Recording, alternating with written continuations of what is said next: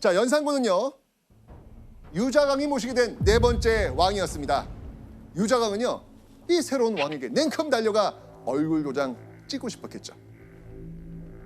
하지만 유자강은 개인적으로 연산군에게 얼굴을 비추기 힘든 상황이었습니다. 성종이 사망했을 당시 유자강은요 고향에서 어머니의 3년상을 치르는 중이었습니다. 꼼짝 못하는 거예요. 자, 유자강 이렇게 답답한 상황 속에서 포기했을까요? 아니요. 어떻게든 연산군 눈에 띄어야겠다고 생각한 이 유자광, 이때 그가 노린 게 있었습니다. 바로 성종의 장례식. 유자광은요 한양으로 올라가서 성종의 장례식에 참석하려 했습니다. 3년상 지금 어머니 하고 있는데 네, 그렇죠. 어머니보다 더 소중하다고 생각을 하는 자, 건가요? 네. 그런데 어머니의 3년상을 치르는 중에 성종의 장례식에 참석하려면 이거는요 큰 위험을 감수해야만 했습니다. 유자광이 자신의 어머니의 묘를 버려두고 가는 것은 자칫하면 효를 저버렸다고 역풍을 맞아요. 맞을 수도 있는 일이었기 때문이죠. 네. 얼자 출신에 그렇죠. 어머니 효도 안 하고 그렇죠. 그래서 유자광은요 자신의 주특기를 살려야겠다라고 생각을 합니다. 유자광의 주특기 뭡니까? 새로운 상소. 맞습니다. 유자광은요 자신도 성종의 장례식에 참여할 수 있게 해달라, 신하의 도리를 지킬 수 있게 해달라. 공자의 말씀에 따르면 부모 상중이라도 국상에 참여하는 게 옳다. 구구절절 간곡함이 담긴 상소문을 써서 올립니다. 충신 같네요. 대단하다 진짜. 지금까지 어심을 사로잡는데 백발백중이었던 유자광의 상소문. 이번 상소문의 결과는 어땠을까요? 연산군은요 유자광의 충심을 가상하게 여겼지만 신하들이 죄다 아니 되옵니다 반대하는 바람에 유자광의 청을 거절할 수밖에 없었습니다. 근데 이제 신하들이 그렇게 반대를 하는 거 보니까 이제 또 얘 시작됐구나. 예, 이제 시작도 못하게 막는 막은 거죠. 거야. 예. 원천봉쇄. 예. 네. 유자광은요 1497년 연산군이 즉위한 지 3년째가 되던 해 한양으로 돌아옵니다. 조정으로 복귀한 유자광은요 호시탐탐 연산군의 눈에 띌 만한 기회를 노리고 있었죠. 그런데 유자광은요 눈이 번쩍 뜨일 엄청난 정보 하나를 입수합니다. 그 정보는 바로 이것이었습니다. 사초. 사초는요 실록을 만들기 위해 사관들이 기록한 자료지요. 사초. 그런데 성종이 죽고 편찬될 성종실록의 사초에 연산군이 들으면 기겁할 만한 내용이 들어있다는 겁니다. 사초에 문제점이 있다는 걸 듣게 된 유자광은요 헐커니 바로 이거면 연산군의 관심 바로 끌 수 있겠구나라고 판단합니다. 당시 조선의 왕들은요 사초와 실록을 열람할 수 없는 게 원칙이었습니다. 그런데 유자광이 연산군에게 가장 먼저 사초의 문제점을 알리는 사람이 된다? 이러면 어떻게 될까요? 완전이지. 충신되는 거죠. 아니 그렇긴 한데 거의 목숨 걸고 해야 되는 거 아닌가요? 그렇죠. 예. 유자광은요 원로 대신들과 함께 연산군을 찾아가 모든 것을 낱낱이 고합니다. 사초에 있다는 그 충격적인 내용 확인해 보시죠. 뭐예요? 전하, 김일선의 사초에 불충한 글이 실렸기로 전하께 아뢰나이다. 불충한 말이라니. 세조대왕께서 노산군의 시신을 산에 버려 짐승의 먹이가 되게 했으며 또한 며느리 뻘인 귀인 권씨를 비롯하여 여염의 여인들을 함부로 취하려 하였고 소릉의 제궁을 파헤쳐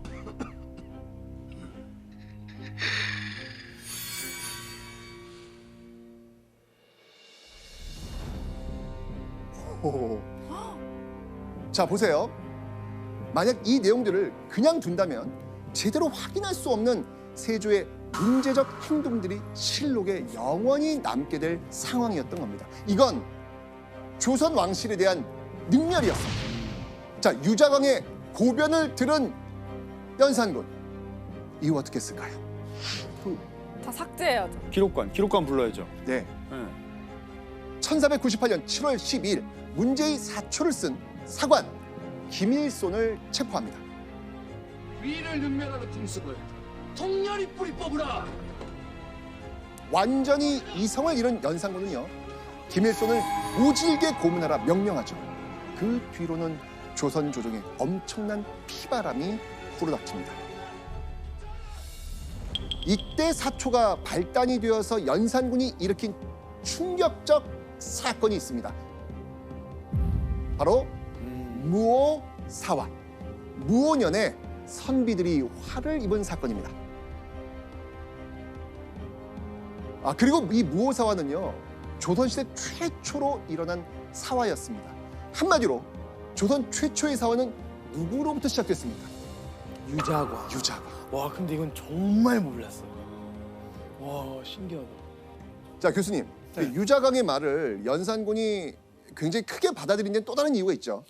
그렇죠. 연산군이 속된 말로 뚜껑이 열릴 수밖에 없는 이유가 세조가 즉위했는데 그것을 즉위가 아니라 찬탈이야. 그렇게 보는 정서가 상당히 편만해 있었어요. 이거는 지금 왕위를 찬탈한 자의 자식이라는 거죠. 더군다나 연산군은 즉위한 초기부터 대관들하고 굉장히 갈등 관계였거든요. 그럼 연산군 입장에서 보면은 조선 왕조의 정통성을 부정한 사초를 인정할 수 없을 뿐더러 그걸 빌미 삼아서 대관도 공격할 수 있는 절호의 기회를 맞은 것이죠. 자, 유자광은요, 이런 정치적 흐름을 잘 꿰뚫어보고 연산군에게 필요한 걸 제 손으로 찾아 직접 갖다 바쳤던 겁니다. 그리고 연산군의 마음에 들기 위한 유자광의 노력은 여기서 끝나지 않습니다. 유자광은요, 사초에서 문제가 될 만한 내용을 또 찾아냅니다. 와 유자광 진짜 바쁩니다. 바쁘죠? 와. 자, 그 글의 제목은 바로 이겁니다. 조의제문, 중국의 황제인 의제를 추모하는 글이란 뜻이죠. 중국의 황제 의제는요, 어린 나이에 신하였던 항우에게 살해당한 인물입니다. 이 이야기 들으니까 누군가 떠오르지 않습니까? 세조. 하와 누구? 단종. 그렇죠. 그렇죠. 세조와 단종. 유자광은요, 바로 이 조의제문이 왕을 죽인 중국의 항우에 빗대어 세조를 비난한 글이라고 본 겁니다. 자, 이런 내용을 또 찾은 거예요. 또 찾아서 전하, 이거 보십시오. 자, 이 유자광의 고발을 들은 연산군 또 어떻게 했을까요? 또 화나죠. 이 좋은 기회다 하고 이제 또 이렇게. 맞습니다. 문제의 사초를요, 뽀조리 불태워버리고요, 김일손을 포함한 5명을 거열형에 처합니다. 그리고 이미 죽은 김일손의 스승 김종직까지 들어봤어. 이거 우리 해가지고 부관 참시하고 나서야 마무리됩니다. 기억나시죠? 네. 이게 바로 무오사화의 내용이잖아요. 그 무오사화의 중심에 누가 있는 거예요? 유자광이 있는 거예요. 와. 자, 그렇다면 이후 무오사화의 최대 공로자 유자광은 어떻게 됐을까요? 연산군에게 그 충심을 인정받아 성종 때도 임명된 적 있는 무관이 올라갈 수 있는 최고 관직, 유자광은 5위 도총부 도총관에 임명됩니다. 이때 유자광의 나이가 60세였습니다. 또다시 유자광은요, 왕의 마음과 돌아가는 정책 판세를 정확히 읽어낸 겁니다. 그리고 고발과 상소라는 유자광의 생존 기술이 다시 한번 빛을 발한 거죠. 그러던 어느 날 유자광의 등골이 오싹해지는 사건이 벌어집니다. 왕의 마음을 속속들이 읽던 유자광조차 말문이 턱 막힐 일이었죠. 아마 이걸 보고 유자광도 공포를 느꼈을 겁니다. 대체 무슨 일이었을까요? 바로 이 사건입니다. 갑자사화, 신하 100여 명이 죽거나 유배를 당하는 등 연산군의 폭정이 극에 달했음을 보여준 끔찍한 사건이었죠. 갑자사와 왜 일어난지 기억하십니까? 그쵸. 그때 이제 그 두 명인가 얘기를 해요. 어머니의 죽음에 대한 사실을. 맞습니다. 전하의 모께서는 결국에 사약을 받게 되셨나이다. 연산군은요, 어머니 패비윤 씨가 후궁들에게 중상모략당했다는 걸 알게 됩니다. 그로 인해 패비가 된 건 물론 사약을 마시고 죽었다는 것까지 듣게 되죠. 이때 어머니의 죽음에 대한 진실을 알게 된 연산군, 패비윤 씨를 중상모략한 성종의 후궁들을 죽여서 어떻게 했어요? 젓갈. 젓갈로 담가버렸죠. 이후 연산군의 손에 패비윤 씨와 관련된 신하들이 하나 둘 죽어나갔습니다. 사륙을 저지르는 연산군을 보면서 유자감은 무슨 생각을 했을까요? 아, 이제 상소문을 그만 써야겠다. 마지막이다. 이제는 쓸 수가 없겠다. 유자강은요, 잘못하면 나도 죽을 수 있겠구나, 이런 생각 들었겠죠. 그렇죠. 그러면서 조용히 숨죽여 지냅니다. 교수님, 이때도 연산군의 비위를 잘 맞추면 그냥 무사히 살 수 있는 거 아닌가요? 네, 그럴 수도 있겠는데요. 근데 당시 갑자사화 때 보면은 연산군이 그런 이성적인 합리적 판단력이 많이 흐려진 상태거든요. 그러니까 천하의 유자광도 지금 연산군의 마음을 정확히 읽어내기가 쉽지 않은 거예요. 재미있는 게 그래서 갑자사화 때 동안에는 유자광이 조용히 지내요. 유자광도 조용하게 만든 연산군. 연산군의 갑자사와. 와야. 유자광의 눈치로도 연산군의 마음은 읽을 수 없었던 겁니다.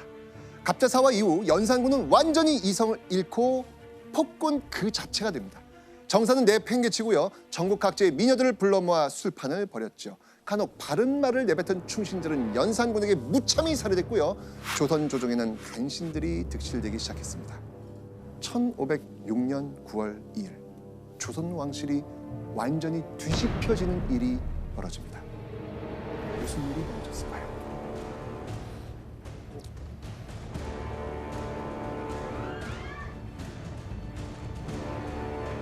옥새를 내놓고 동궁으로 옮기시죠.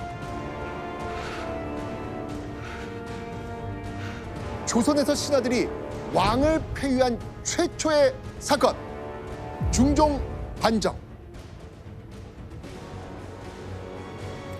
중종 반정. 연산군의 광기 어린 행동에 참다 못한 신료들이 칼을 들고 일어난 겁니다. 반정을 일으킨 신하들은요, 단 하루 만에 연산군을 폐위시킵니다. 그리고 그 뒤를 이어 누가 즉위했다? 중종. 중종. 조선 제11대 왕 중종. 그렇게 하루아침에 연산군의 시대가 막을 내렸습니다. 폐위된 연산군은요, 강화도 교동도로 유배를 갔죠. 연산군 곁에서 아첨하던 간신들은 반정군의 손에 모조리 죽어나갔습니다.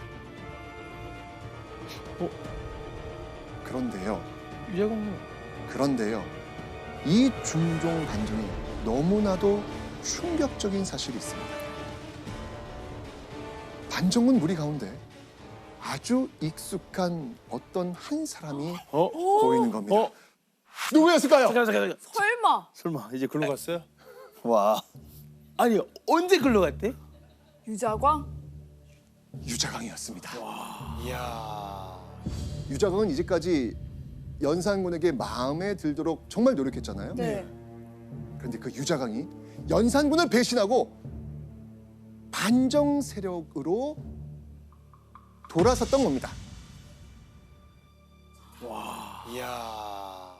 자, 중종 반정이 일어나기 전날 밤, 반정이 일어나기 직전 누군가가 은밀히 유자광을 찾아옵니다.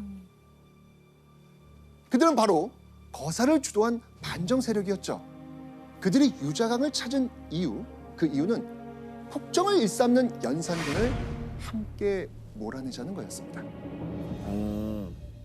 교수님, 왜 반정 세력은 유자광에게 도움을 청한 건가요?